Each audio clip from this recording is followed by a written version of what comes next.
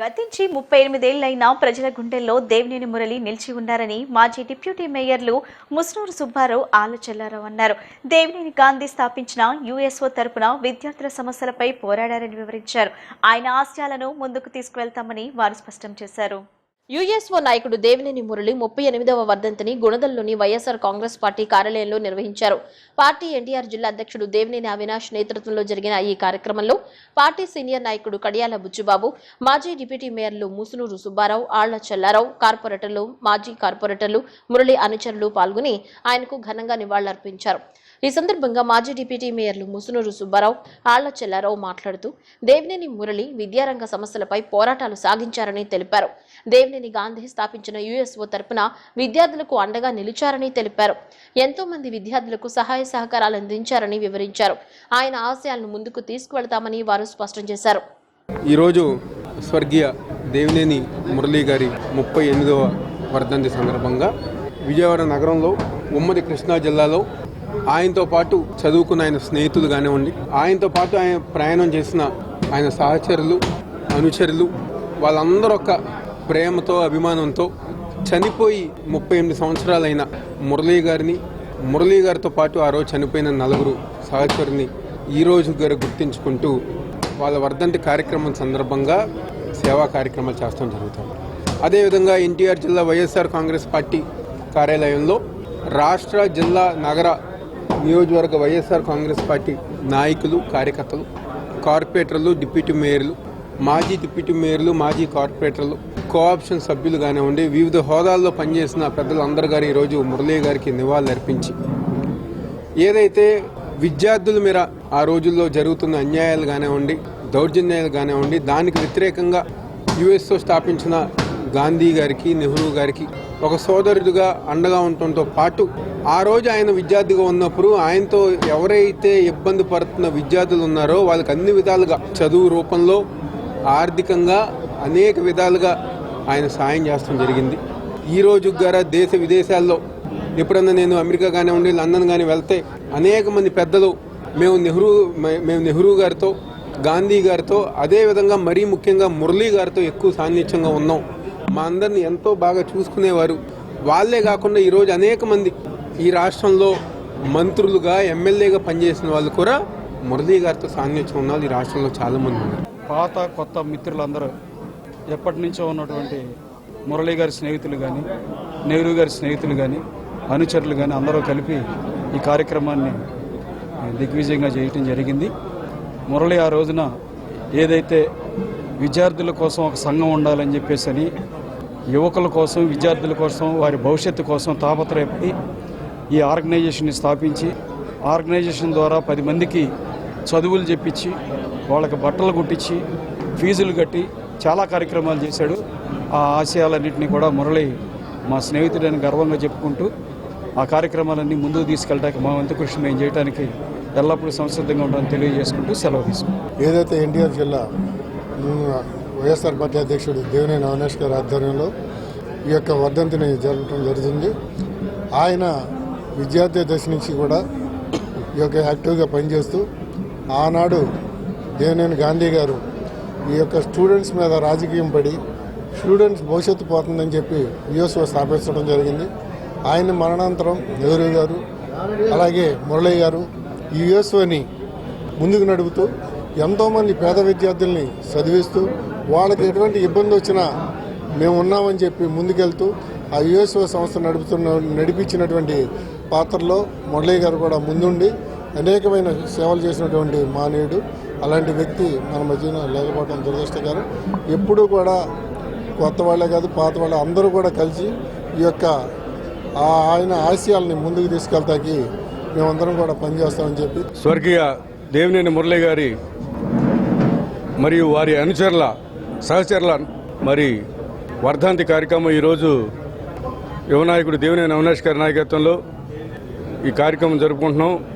దేవినేని మురళి గారు మరి విద్యార్థి నాయకుడిగా ఆ రోజు పేద ప్రజల అభ్యున్నతి కోసం, పేద విద్యార్థుల అభ్యున్నతి కోసం ఎంతో కృషి చేసిన విద్యార్థి నాయకుడు. మరి ఆ నాయకుడు లా ఎగ్జామ్ రాసి వస్తుంటే మరి అత్యంత కిరాతకంగా చంపిన రోజు. మరి అటువంటి నాయకుడిని కోల్పోవడం నిజంగా విద్యార్థి లోకానికి తీరని లోటు.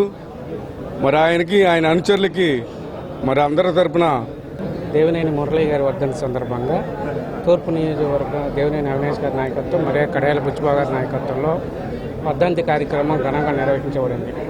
దేవినేని మురళీ గారు యుఎస్ఓని స్థాపించి విద్యార్థి సంఘాల మీద అనేక పోరాటాలు చేసి విద్యార్థి సంఘాలని బలోపేతం చేయడానికి ఆయన కృషి గణనీయమైంది. మరి అలాగే విజయవాడ నగరంలో మరి విద్యార్థులు అనేక విధాలుగా ఇబ్బందులకు గురైనప్పుడు యుఎస్ఓని స్థాపించి ఆయన విద్యార్థుల పట్ల, వారి భవిష్యత్తు పట్ల పోరాటం చేసిన యోధుడు మన దేవినేని మురళీ గారు అని చెప్పి తెలియజేసుకుంటూ, దేవినేని మురళీ గారి 38వ వర్ధంతి సందర్భంగా ఈరోజు భారీ ఎత్తున మన దేవినేని అవినాష్ గారి ఆఫీసు నందు భారీ ఎత్తున వర్ధంతి నివాళులు అందరం ఆయన యొక్క స్ఫూర్తి ఏ విధంగా ఉందో ఆ విధంగా ముందుకు నడిపించాలని, అదేవిధంగా ఇక దేవినేని ఫ్యామిలీకి మేమంతా అండగా నిలబడతామని ఈ వర్ధంతి సందర్భంగా మేము అందరికీ తెలియజేస్తాం. మహిళల భద్రత, సంక్షేమం గురించి మాట్లాడే నైతిక అర్హత వైసీపీ నాయకులకు లేదని టీడీపీ ఎన్టీఆర్ జిల్లా ఉపాధ్యక్షులు కొట్టేటి హనుమంతరావు అన్నారు. కూటమి ప్రభుత్వ పాలనలో మహిళలు సంతోషంగా లేరంటూ వైసీపీ నాయకులు సజ్జల రామకృష్ణారెడ్డి, రోజా మహిళా దినోత్సవం రోజున విమర్శలను తీవ్రంగా ఖండించారు. మహిళల సంక్షేమం గురించి మాట్లాడే కనీస అర్హత వారికి లేదన్నారు. వైసీపీ హయాంలో మహిళలకు భద్రత కరువైందని, సంక్షేమం అటకెక్కిందని ధ్వజమెత్తారు. డ్వాక్రా సంఘాలను నిర్వీర్యం చేశారన్నారు. సీఎం చంద్రబాబు, ఉప ముఖ్యమంత్రి పవన్ కళ్యాణ్, మంత్రి నారా లోకేష్ మహిళా సాధికారత దిశగా పాలన సాగిస్తున్నారన్నారు. మహిళా భద్రతకు కూటమి ప్రభుత్వం పెద్దపీట వేసిందని, వారి ఆర్థిక స్వావలంబన సాధించే దిశగా అనేక పథకాలను ప్రభుత్వం ప్రవేశపెడుతుందన్నారు. మహిళలను పారిశ్రామికవేత్తలుగా తీర్చిదిద్ది మహిళల గౌరవం కూటమి ప్రభుత్వంలో పెరిగేలా చంద్రబాబు నాయుడు చర్యలు చేపట్టారన్నారు.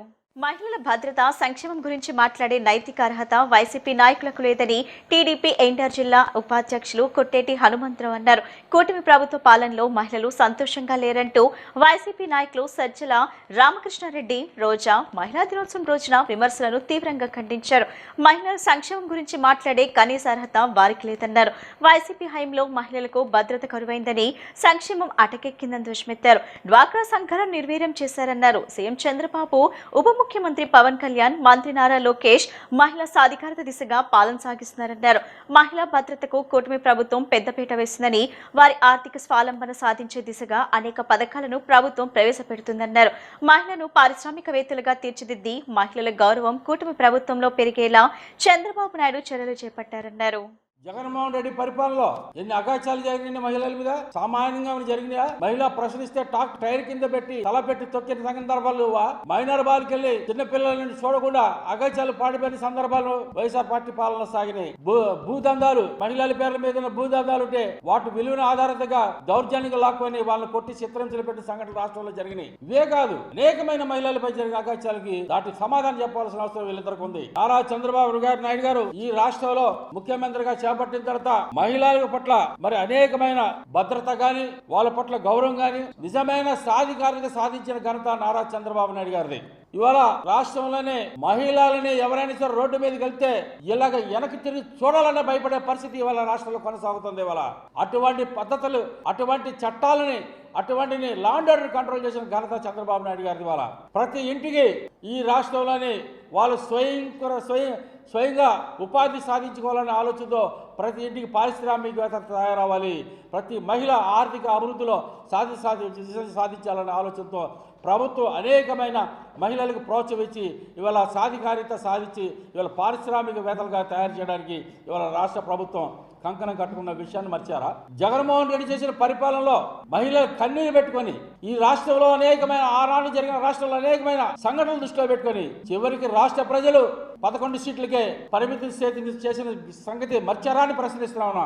ఇవాళ రాష్ట్రంలో మహిళలకు సంబంధించిన హక్కుల విషయంలో కానీ, మహిళా సాధికారిత పట్ల విషయంలో కానీ, మహిళా అభివృద్ధి విషయంలో కానీ ఇవాళ తెలుగుదేశం పార్టీ ముందంజలో ఉంది. రాష్ట్రంలోని లా అండ్ ఆర్డర్ పూర్తిగా అదుపులో ఉంది. ఇవాళ ఎక్కడైనా సరే చిన్న చెదురు మీద తప్ప ఎక్కడైనా సరే సంఘటనలు జరిగిన ఒక్కటి చూపించగలుగుతారా అని అడుగుతున్నా.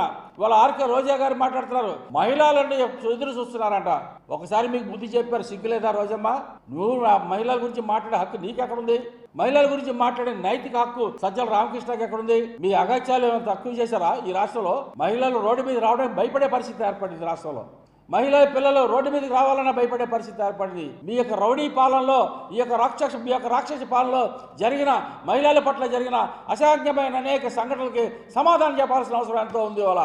ఇవాళ రాష్ట్ర ముఖ్యమంత్రి నారా చంద్రబాబు గారి నాయకత్వంలో, నారా లోకేష్ గారి నాయకత్వంలో ఇవాళ కూటమి పాలనలో సస్యశ్యామలంగా పరిపాలన సాగిస్తున్న సందర్భాలు ఎన్ని వాళ్ళు కొనసాగుతున్నాయి. ఇవాళ పుట్టినరోజు, వివాహాది శుభకార్యాలను పురస్కరించుకుని పేదలకు సాయం అందించడం అభినందనీయమని సెంట్రల్ ఎమ్మెల్యే బోండా ఉమామహేశ్వరరావు తనయుడు సిద్ధార్థ అన్నారు.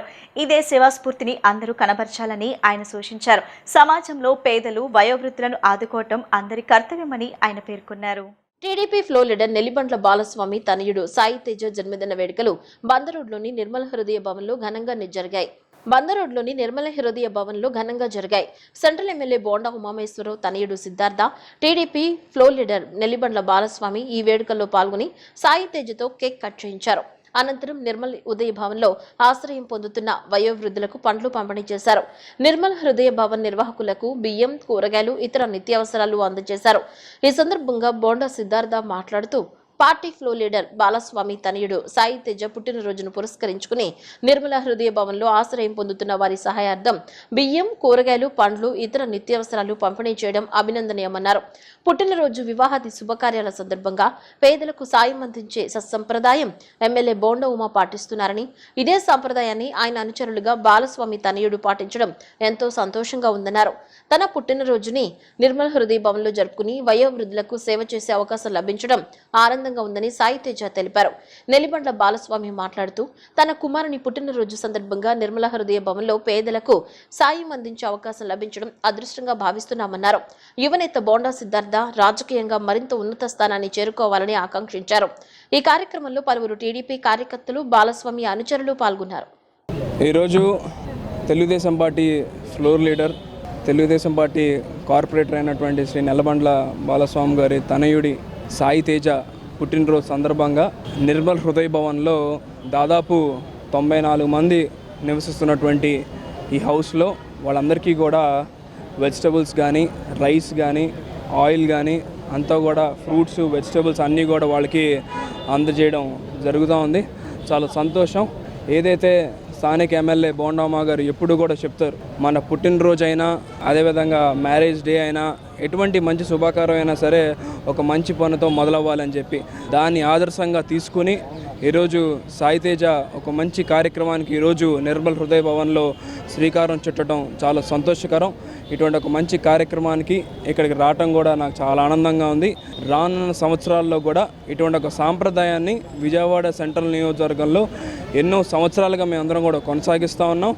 ఒక్క మా పుట్టినరోజులనే కాకుండా మా కార్యకర్తల పిల్లలైనా, నాయకుల పిల్లలైనా, కార్పొరేటర్ల పిల్లలైనా, ఎవరి పుట్టినరోజైనా సరే నియోజకవర్గంలో ఉన్నటువంటి అనాథాశ్రమాలు కానీ, వృద్ధాశ్రమాలు కానీ ఏదో ఒక మంచి కార్యక్రమంతో ఆ రోజు ఉదయాన్ని పూట ఒక మంచి పనితో ప్రారంభించుకోవడం ఒక ఆనవాయితీగా బోండా ఉమా గారు పెట్టడం చాలా సంతోషకరం. దాన్నే మేమందరం కూడా కొనసాగిస్తూ ఈరోజు ఇక్కడ ఒక మంచి కార్యక్రమాన్ని ఏర్పాటు చేసినటువంటి నెల్లబండ్ల బారా గారికి, అదేవిధంగా వాడి తనయురు సాయి తేజ గారికి హృదయపూర్వక జన్మదిన శుభాకాంక్షలు మీ అందరి తరపున తెలియజేసుకుంటూ ఇంకా మంచి ఉన్నత స్థాయికి వెళ్ళాలని చెప్పి ఆ భగవంతుడు ఆశీస్సులు వీళ్ళ కుటుంబానికి ఉండాలని చెప్పి మనస్ఫూర్తిగా కోరుకుంటా ఉన్నాను. ఈరోజు మా బాబు నెల్లిబండ్ల సాయి తేజ పుట్టినరోజు కార్యక్రమాన్ని నిర్వహించడంలో భాగంగా ముఖ్య అతిథులుగా మా యువ నాయకులు, విజయవాడ సెంట్రల్ నియోజకవర్గం పేద ప్రజల ఆశాజ్యోతి అయినటువంటి సిద్ధుబాబు ఆధ్వర్యంలో, సిద్ధుబాబు చేతుల మీదుగా ఈరోజు మా బాబు పుట్టినరోజు జరుపుకోవడం చాలా ఆనందంగా ఉంది. అది కూడా నిర్మల హృదయ భవన్లో ఒక సుమారుగా 100 మంది స్టాఫ్తో కలిపి 100 మంది ఉండేటటువంటి ఈ ఆశ్రమం చాలా పేరు ప్రఖ్యాతలు కలిగినటువంటి ఆశ్రమం. ఈ ఆశ్రమంలో మా ఎమ్మెల్యే, స్థానిక ఎమ్మెల్యే బోండా ఉమా గారి సహకారంతో వాళ్ళ తనయుడు సిద్ధుబాబు ఆధ్వర్యంలో వాళ్ళ పేదలందరూ కూడా కూరగాయలు, అలాగే రైసు, ఫ్రూట్సు, యాపిల్స్ ఈ కేక్ కట్ చేసి సిద్ధుబాబు చేతుల మీదుగా ఇక్కడ ఉన్నటువంటి వృద్ధులు, పెద్దవారికి అందరికి కూడా, హ్యాండిక్యాప్డ్ ఉన్న వాళ్ళందరికీ కూడా, ఈ ఆశ్రమంలో ఉన్న వాళ్ళందరూ ఏంటంటే ఈ సీనియర్ సిటిజన్స్ ఉంటారు. పిల్లలు కనుక ఎవరు చూడకపోతే, వెనక ముందు ఎవరు లేకపోయినా, రోడ్డు మీద అనాథలుగా ఉన్నటువంటి ఎవరినైనా సరే ఈ ఆశ్రమంలో పోలీసు వారి సహకారంతో జాయిన్ చేయడం జరుగుతుంది. నేను కూడా ఈ ఆశ్రమంలో ఇద్దరిని జాయిన్ చేయడం జరిగింది. చేసిన సిద్ధు అన్నకి నా హృదయపూర్వక నమస్కారాలు. ఇలా నా పుట్టినరోజు ఇలా అందరి మధ్యలో ఇలా నిర్మల హృదయభవన్లో జరుపుకోవడం నాకు చాలా ఆనందంగా ఉంది. అలానే మా బోండా ఉమా అంకుల్ గారు కూడా ఇలా ఉన్నత స్థాయిలో ఎదిగి ఇట్లాంటి పనులు ఇంకా బోల్డ్ చేయాలని చెప్పి మనస్ఫూర్తిగా కోరుకుంటున్నాను. విద్యార్థులను ఉత్తమ ప్రతిభావంతులుగా తీర్చిదిద్దడమే కాకుండా విద్యార్థుల్లోని నైపుణ్యాన్ని వెలికితీయటంలో విజయవాడ కోస్ట్ హై స్కూల్ ముందుంటుందని స్కూల్ సీఈఓ సూర్యప్రకాష్ స్పష్టం చేశారు. తమ విద్యార్థుల మేధస్సును పెంపొందించే విధంగా సైన్స్ ఎక్స్పో వంటివి నిర్వహిస్తూ విద్యార్థులను ఏ రంగంలోనైనా రాణించే విధంగా తీర్చిదిద్దుతామని తెలిపారు.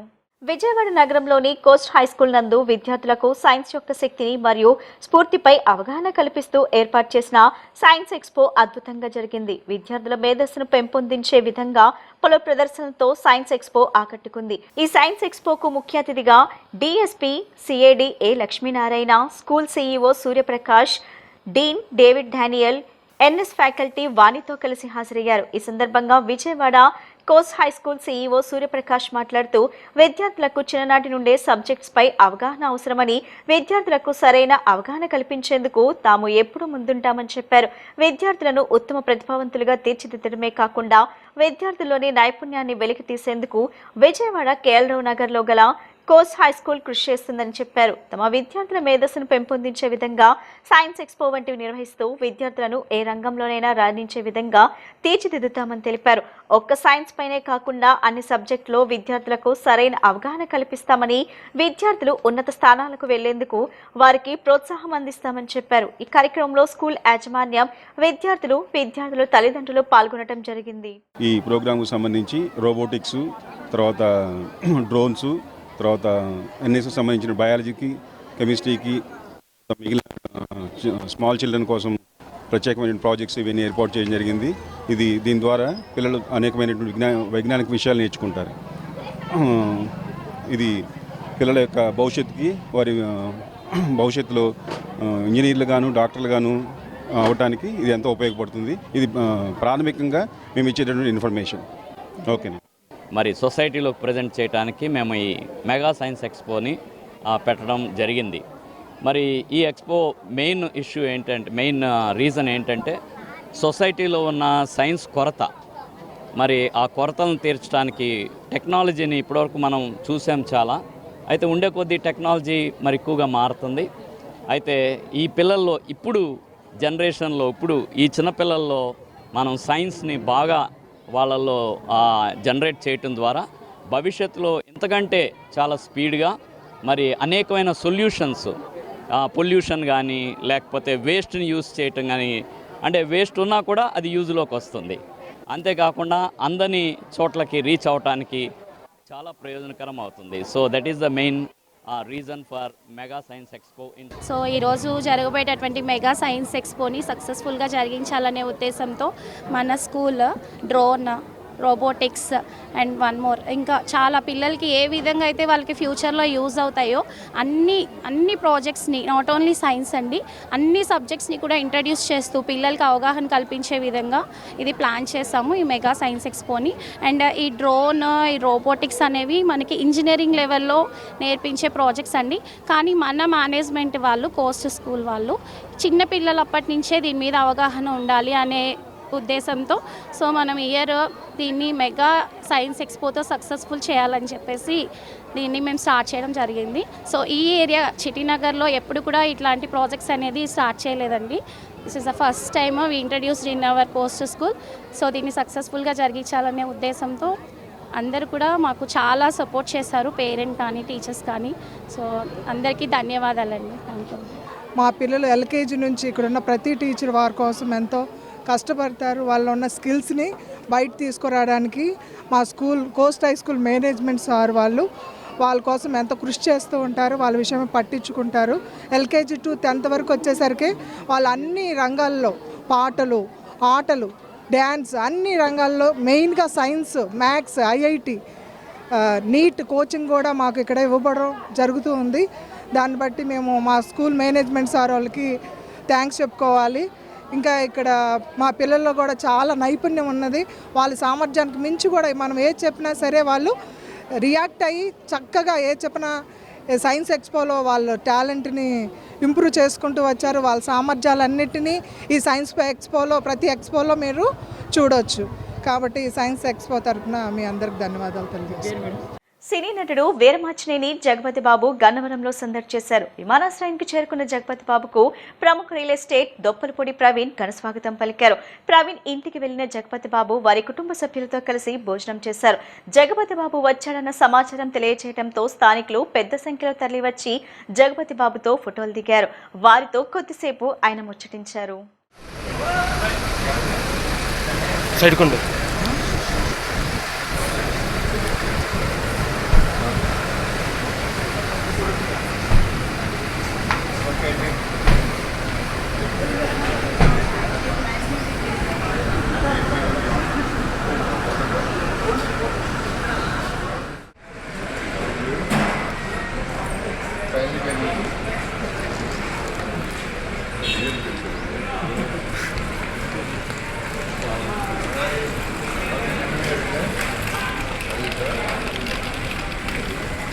పక్కన నుంచి నువ్వు ఉన్నట్టు రమ్మను అట్రా అటు నువ్వు అటు పక్కేరా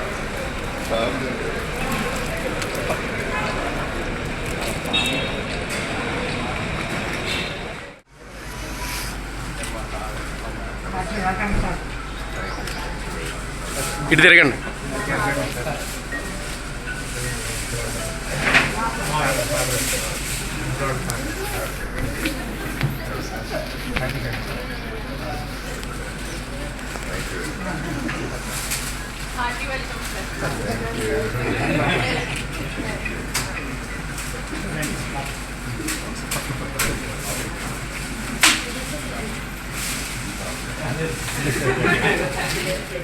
విజయవాడ నగరపాలక సంస్థ 5 ఏళ్ల పాలన కాలం ఈ నెల 17వ తేదీతో ముగియనుంది. ఈ నేపథ్యంలో రేపు జరగనున్న చివరి కౌన్సిల్ సమావేశం అత్యంత ప్రాధాన్యత సంతరించుకుంది.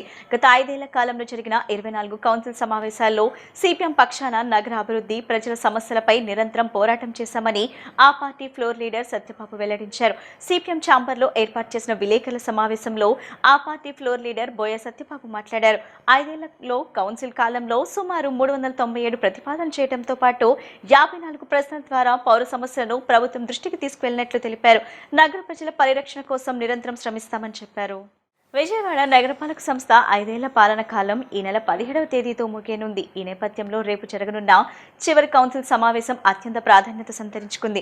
గత 5 ఏళ్ల కాలంలో జరిగిన 24 కౌన్సిల్ సమావేశాల్లో సిపిఎం పక్షాన నగర అభివృద్ధి, ప్రజల సమస్యలపై నిరంతరం పోరాటం చేశామని ఆ పార్టీ ఫ్లోర్ లీడర్ సత్యబాబు వెల్లడించారు. సిపిఎం ఛాంబర్లో ఏర్పాటు చేసిన విలేకరుల సమావేశంలో ఆ పార్టీ ఫ్లోర్ లీడర్ బోయ సత్యబాబు మాట్లాడారు. 5 ఏళ్లలో కౌన్సిల్ కాలంలో సుమారు 397 ప్రతిపాదనలు చేయడంతో పాటు 54 ప్రశ్నల ద్వారా పౌర సమస్యలను ప్రభుత్వం దృష్టికి తీసుకువెళ్లినట్లు తెలిపారు. నగర ప్రజల పరిరక్షణ కోసం నిరంతరం శ్రమిస్తామని చెప్పారు. విజయవాడ నగరపాలక సంస్థ పరిపాలన కాలం ఈ నెల 17వ తేదీతో ముగుస్తుంది. 5 సంవత్సరాలు. చివరి కౌన్సిల్ సమావేశం రేపు జరగబోతుంది. ఇప్పటి వరకు జరిగిన 24 కౌన్సిల్ సమావేశాల్లో సిపిఎం పక్షంగా విజయవాడ నగర అభివృద్ధి విషయంలోనూ, నగర ప్రజా సమస్యల్లోనూ 397 ప్రతిపాదనలు ప్రతిపాదించడం జరిగింది. అలాగే 54 ప్రశ్నలు కూడా ఈ 5 ఏళ్లలో పౌరుల యొక్క సమస్యలపై ప్రస్తావించడం జరిగింది. అలాగే రేపు జరగబోతున్న ఈ కౌన్సిల్ సమావేశంలో 13 ప్రశ్నలకి 2 సిపిఎంగా, అలాగే 145 ప్రతిపాదనలకి 29 సిపిఎంగా ప్రతిపాదించాం. ముఖ్యంగా ఈ ప్రతిపాదనలో విజయవాడ నగర ప్రజలకి మార్చి నెల ప్రారంభం అవగానే మరి వేసవి తీవ్రత ఇంకా పెరగకుండానే ప్రజలకి గొంతు నిండుతున్న పరిస్థితి. కృష్ణానది పక్కన ఉన్నా కానీ విజయవాడ నగర ప్రజలకు కనీసం 1 గంటకు పాటు కూడా మంచినీళ్ళు రాని పరిస్థితి నెలకొని ఉంది. నగరంలో ప్రతిపాదించినటువంటి సుమారు 12 రిజర్వాయర్ల పైన పనులు జరగక పెండింగ్లో పడిపోయిన పరిస్థితి ఉంది.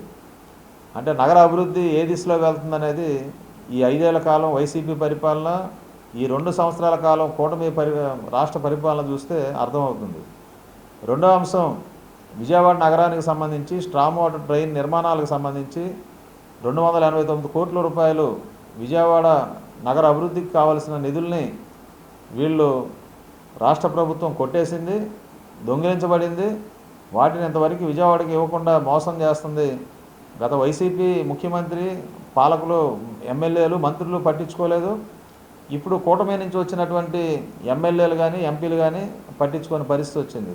విజయవాడ నగరాన్ని స్టామ్ వాటర్ డ్రైన్ నిధుల కోసం అప్పులు చేసుకోండి, లోన్లు తెచ్చుకోండి, జనం మీద భారాలు వేయండి అని చెప్తున్నారు. ఇదేనా మీరు ఇచ్చే సలహా? నగర అభివృద్ధికి మీరు చేసే సహాయం అనేది మేము ప్రశ్నిస్తున్నాం. ఈ 20 నెలల కాలంలో ₹1 కూడా రాష్ట్ర ప్రభుత్వం నుంచి రాబట్టలేని మీ చేతకానితనాన్ని ప్రజల ముందు చెప్పుకోండి, సరి చేసుకోండి. రాబోయే కాలమైనా ఈ నగరానికి సంబంధించిన అభివృద్ధి విషయంలో మేము పెద్ద పెద్ద డిపిఆర్లు తయారు చేస్తున్నాం, ఫ్లైఓవర్లు తెచ్చేస్తున్నాం అని చెప్తున్నారు. స్టామ్ వాటర్ డ్రైన్ నిధులు ఇప్పించండి అని మేము కోరుతున్నాం, మంజూరైనవి.